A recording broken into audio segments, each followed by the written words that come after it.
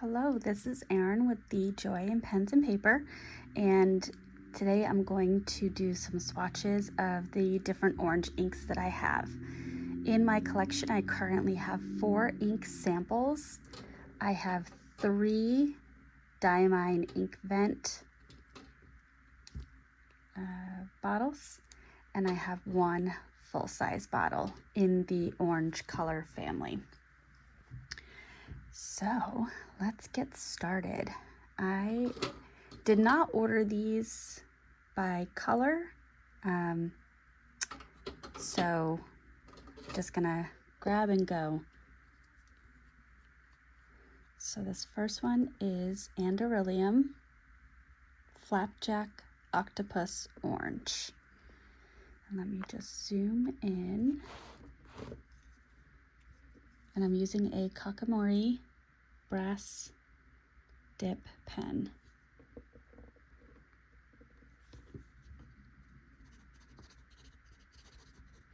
So the Anderillium inks are very wet. They're very lubricated. This came in an Ink Flight box. And so I'm just looking around for a glass dip pen because this is way too saturated for a brass nib pen. Alright, so I'm going to put this in the water and I'm going to pull out, this is from Amazon. I think it was something like $11.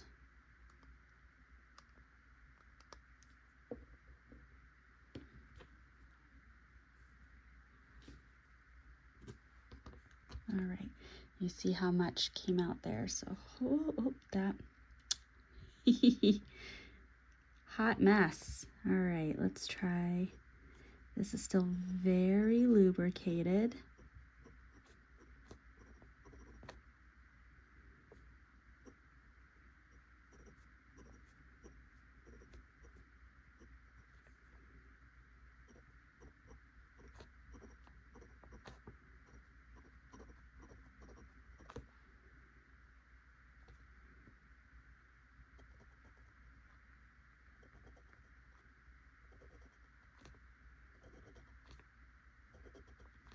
There we go. Now, one mistake that I made early on in my time with using glass dip pens is I dropped it in the water after use and it broke the tip. So, do not do that. All right, well, that's going to take a while to dry. And next is Ferrisville Press Buttered Popcorn.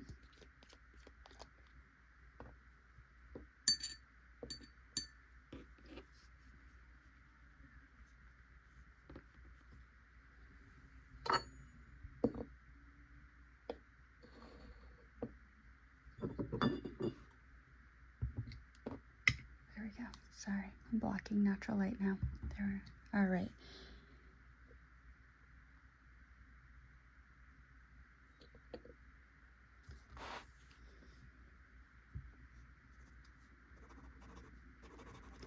Now a couple of the inks that I chose, there's one that leans very brown and there's I think 2 that lean yellow. So this is the one of the ones that leans yellow.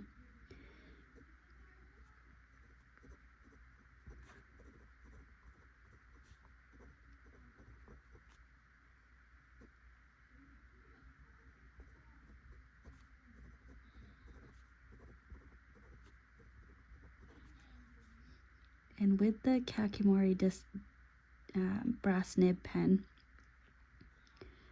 you can get different line variations based on the angle that you hold the nib to the paper.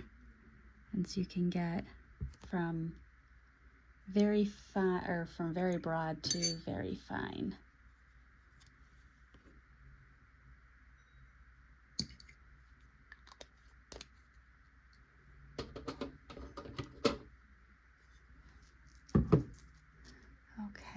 Next up is another Ferris wheel press pumpkin patch.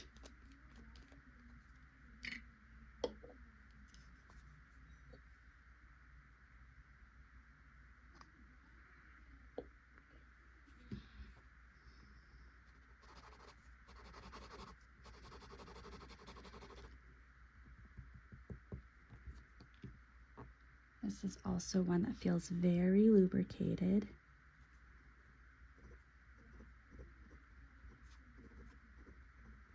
Ferris wheel press, pumpkin patch.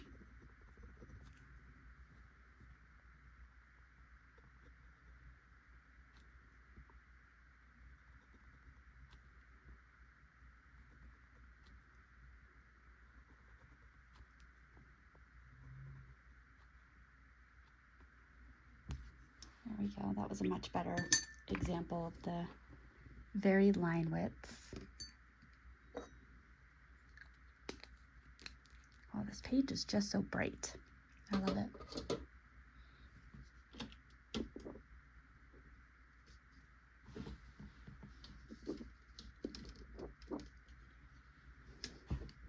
And then this is one of the ones that leans brown. So it's Robert Oster Australis Oak.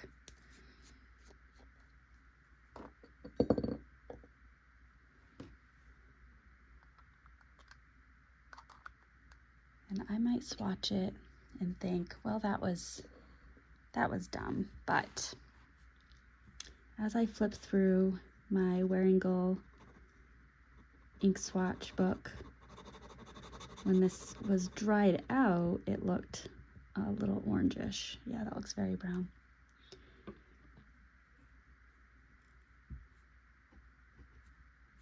Ooh.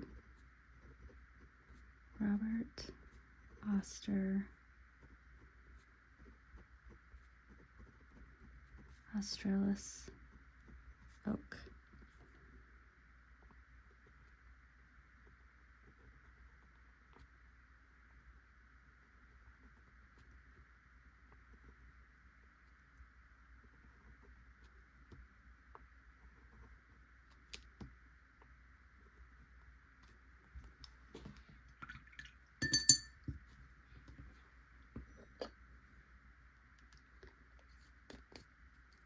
You can see a little bit, it's starting to brighten up, but it is leaning towards brown.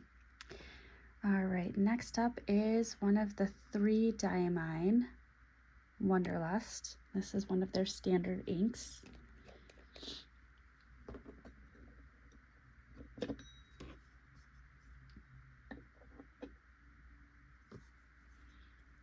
And here we're gonna have a huge pop of orange right here. Now I'm dabbing this just to get a saturation of ink so we can see if there's any shading or things like that. So this is from Diamine Ink Vent 2021, and it's called Wonderland.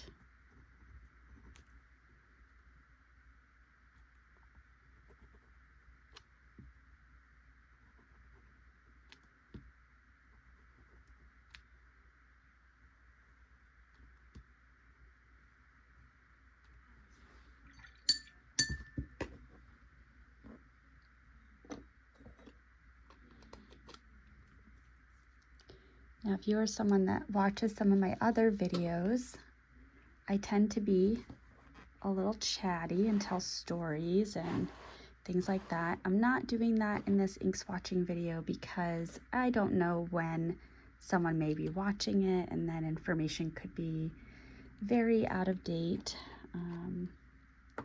out of order, etc. So that's why I'm a little less chatty. All right, so this was another one that I thought about for a moment and considered whether or not it really fit. And now that I'm putting it on the page, I'm very glad that I pulled it out. Just gonna dab for some saturation. So this is another Diamine Ink Vent 2021, and it's called Peach Punch, and it's absolutely a peach color, but it is definitely in the orange family.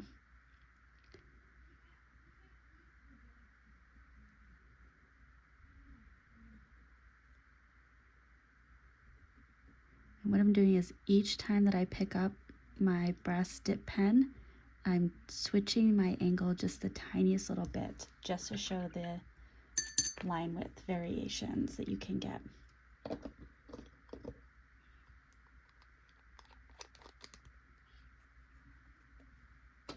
All right, so next one is Candlelight, and this one's gonna lean a little bit closer to yellow, which is gonna be interesting. That's gonna be lined up with Ferris wheel press buttered popcorn. That was not intentional. It's just how I ended up grabbing things. It's like a yellowy brown, so when I do some yellow videos, this will probably come back.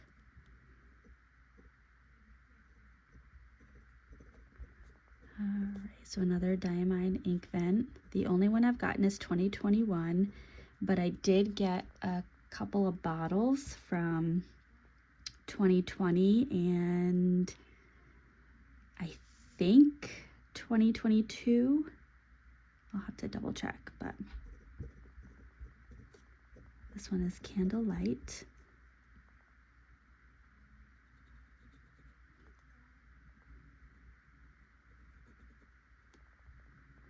Because this has just a tiny little bit of kind of a brownish color, this, for someone who's looking for a legible yellow, this is likely one that you might want to consider.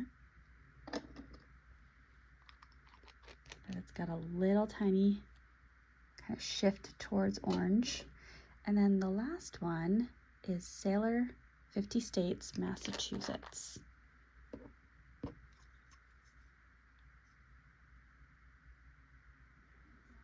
And this one, to me, could be considered in the red family, could be considered in the orange family. Especially as it dries, it looks maybe a little pink initially, but it's definitely a reddish orange. Diamine, oops, nope. Sailor 50 States, Massachusetts.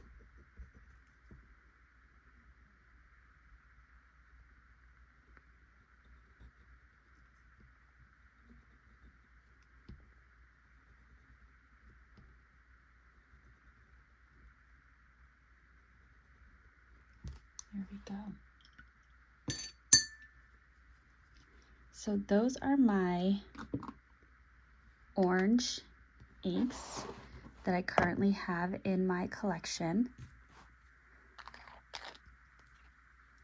And we have the first 4 are samples, and the next 4 I have bottles of varying sizes, because I've got the Diamine and Sailor. And like I said, there's some that are a little, might be categorized as yellow, but I thought it went really well with this palette. This is a little bit more brown, but it does have some underlying orange to it. So you'll probably see this in a brown video, but these are my current orange inks. And I'm probably going to be looking to pass along the Flapjack Octopus Orange to someone in my pen community who does some drawing or more using a flex pen, because it's so lubricated. This might be fun to explore, but it's not going to be one that I put into an ink because it feathers so much on the page, and I'm not going to be able to tolerate that given how I use my fountain pens. for journaling and for planning. Feathering is not something that will go well. So thank you for watching, and hopefully this gave you some joy seeing all these orange inks, and let me know if there's any of these that you would be interested in adding to your collection. All right, bye.